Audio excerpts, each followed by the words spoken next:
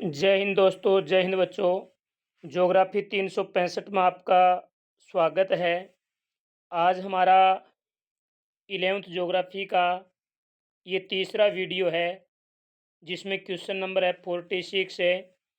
देखिए, विषय वस्तुगत है, जिसे हमें क्रमबद्ध उपागम भी कहते हैं, यानी विषय वस्तुगत है या क्रमबद्ध उपागम के आधार पर भूगोल की शाखा है।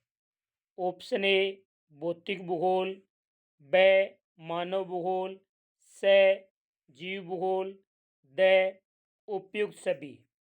तो इसमें भौतिक भूगोल, मानव भूगोल, जीव भूगोल यानी सारे ही क्या हैं, विषय वस्तु या क्रमबद्ध भूगोल के उपागम हैं। तो इसमें द ऑप्शन सही है। क्वेश्चन नंबर 47 है, पृथ्वी पर जीवन लगभग कितने वर्ष पहले आरंभ हुआ। यानी पृथ्वी पर लगभग कितने वर्ष पहले जीवन आरंभ हुआ। 1.1 अरब 37 करोड़ वर्ष पहले, 460 करोड़ वर्ष पहले, 38 लाख वर्ष पहले, 3 अरब 80 करोड़ वर्ष पहले। तो देखिए, पृथ्वी पर जो जीवन है वो लगभग 3 अरब 80 करोड़ वर्ष पहले आरंभ हुआ था। तो इसमें द ऑप्शन सही है। क्वेश्चन नंबर 48 है, वो है ओटो शिमड, जो रूस का रहने वाला था, और वाई जास्कर, जो जर्मन का रहने वाला था। इन्होंने निहारिक परिकल्पना में संशोधन किया था। तो वो संशोधन कब किया था। ऑप्शन ए 1796 में, ब 1900 में, स 1920 में, द 1950 में। तो इसका जो राइट ऑप्शन होगा वो होगा 1950 के अंदर किया था। यानी ओटो शिमड और वाई जास्कर ने निहारिक परिकल्पना में जो संशोधन किया वो 1950 में किया। क्वेश्चन नंबर 49 है कि पृथ्वी के ऊपरी भागों से आंतरिक भागों की ओर पदार्थों का घनत्व है। यानी पृथ्वी की सतह से जब हमें आंतरिक भागों की ओर जाते हैं तो इसमें घनत्व की क्या स्थिति रहती है, बढ़ता है, घटता है, या फिर स्थिर रहता है, या फिर इनमें से कोई नहीं। तो देखिए, ऐसी स्थिति में डेंसिटी यानी घनत्व है वो बढ़ेगी। क्वेश्चन नंबर 50 है, वो है रिक्टर स्केल पर भूकंप की तीव्रता कितनी होती है। देखिए, भूकंप की तीव्रता नापने के लिए जिस रिक्टर स्केल का उपयोग किया जाता है उनके ऊपर जो अंक हैं वो कहाँ से लेकर कहाँ तक होते हैं। 0 से 10, 0 से 25, 5 से 10, 0 से 25। तो इसका राइट ऑप्शन होगा ए। उस पर 0 से 10 के बीच अंक होते हैं। अगला क्वेश्चन नंबर 51 है, वो है पोलर बिल्डिंग बल निम्न में से किस से संबंधित है। यानी ऑप्शन ए पृथ्वी का परिक्रमण से, पृथ्वी का घूर्णन से, गुरुत्वाकर्षण से, ज्वारीय बल से। तो जो पोलर का बिल्डिंग बल है ये पृथ्वी के घूर्णन से संबंधित माना जाता है। क्वेश्चन नंबर 52 है, 1964 में किसने 1964 में किसने कंप्यूटर प्रोग्राम की सहायता से अटलांटिक अटलांटिक तटों को जोड़ते हुए मानचित्र बनाया। यानी 1964 के अंदर ऐसा कौन व्यक्ति था जिसने अटलांटिक तटों को जोड़ते हुए मानचित्र बनाया?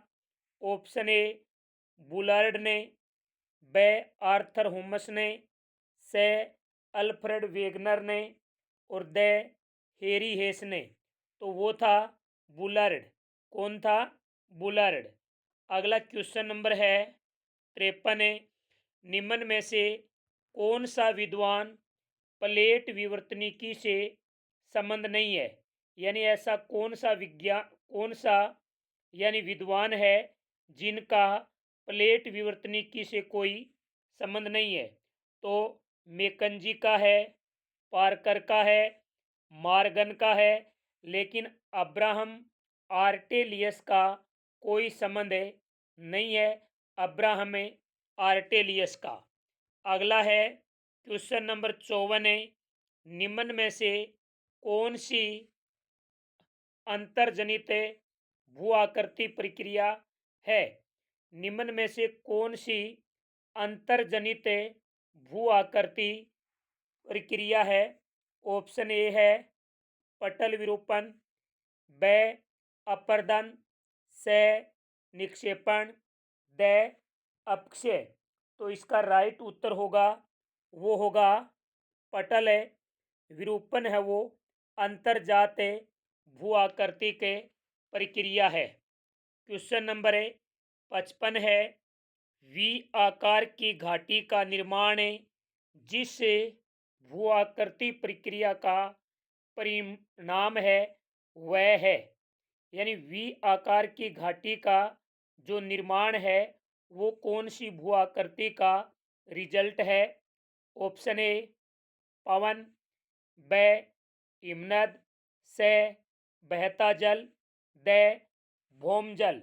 तो इस प्रश्न का राइट उत्तर होगा यानी प्रवाहित जल। से ऑप्शन है वो इसका राइट होगा। अगला अगला क्वेश्चन है लगभग कितनी ऊंचाई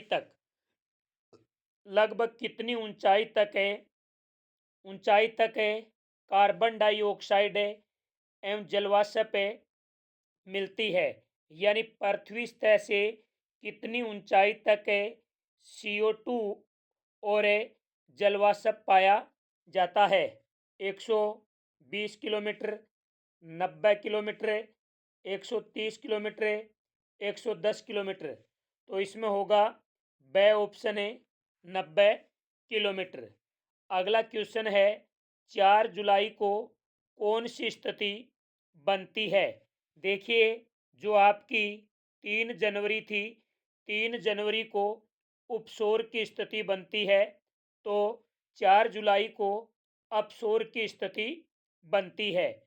तो इसमें ब ऑप्शन सही होगा। क्वेश्चन नंबर 58 है वो है उष्ण कटिबंधीय चक्रवात को अटलांटिक महासागर में किस नाम से जाना जाता है? यानी जो उष्ण कटिबंधीय चक्रवात है उसे अटलांटिक महासागर में क्या कहा जाता है? चक्रवात, टाइफून, एरिकेन, विली विलीज। तो इसका राइट उत्तर है वो होगा हरिकेन।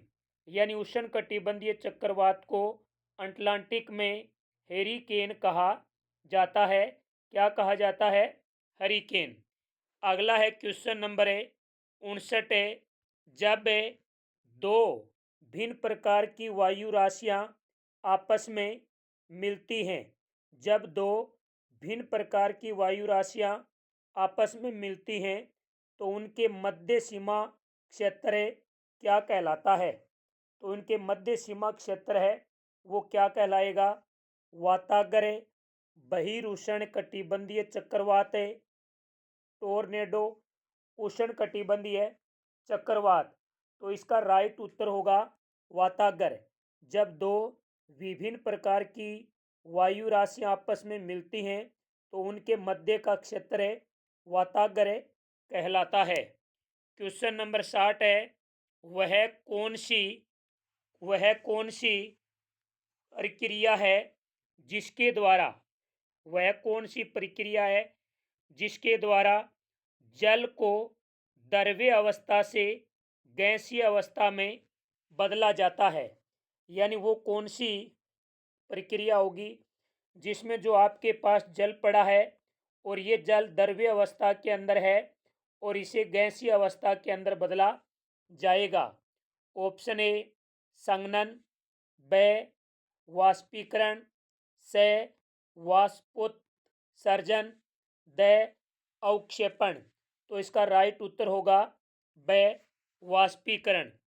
अगला क्वेश्चन है, ओस बनाने के लिए यह आवश्यक है कि ओसांक जमाव बिंदु से क्या कहाँ होना चाहिए। यानी ओस बनाने के लिए जो ओसांक जमाव बिंदु है वो ऊपर होना चाहिए या नीचे होना चाहिए या बराबर होना चाहिए या फिर इनमें से कोई नहीं।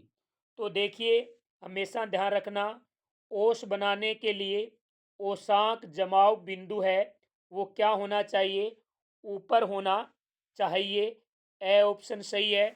अगला क्वेश्चन नंबर है 62 है, वो है करक और मकर रेखा के मध्य, करक और मकर रेखा के मध्य कौन सी जलवायु पाई जाती है।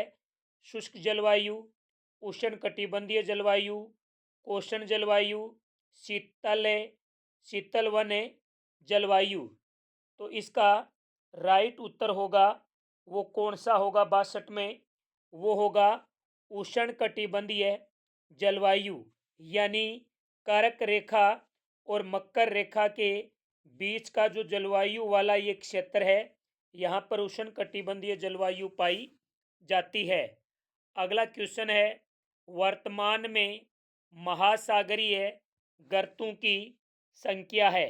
वर्तमान में महासागरीय गर्तों की संख्या है 68, 70, 75, 57।